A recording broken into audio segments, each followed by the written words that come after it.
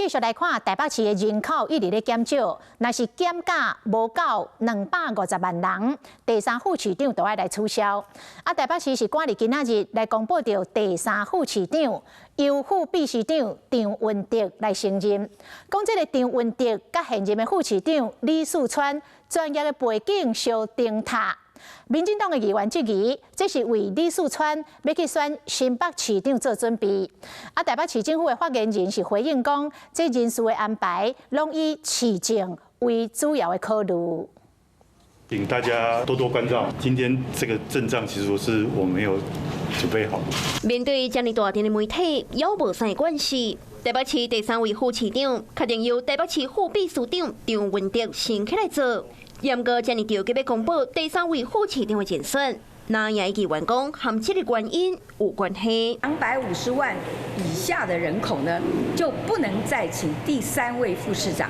所以在9月25号匆匆忙忙先任命第3位副市长，我觉得有他目前必须要去任命的一个背景。毕竟台北市的人口数，在前台北市长郭文泰的任内，都存不到250万人。台北市长周万安就任表后，因为疫情拄这个民众陆续恢复台北市的户籍，人口数相关超过251万。严格后来人数阁一直在降，甚至1月到8月，阁正做6度唯一，牵出来人口数大过前几位直辖市。恐惊上近9月底都存不到250万人，安尼就无法度请第3位副市长。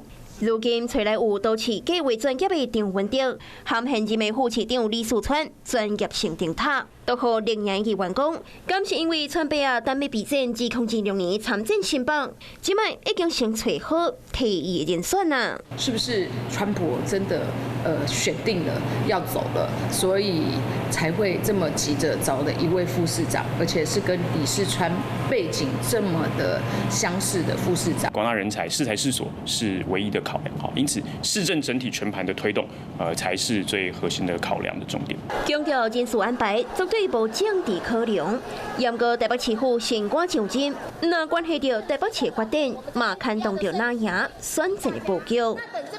Hello， 我是雷亚，想要抢了先掌握最及时的新闻资讯吗？赶快订阅、按赞、开启小铃铛，锁定华视新闻 YouTube 频道。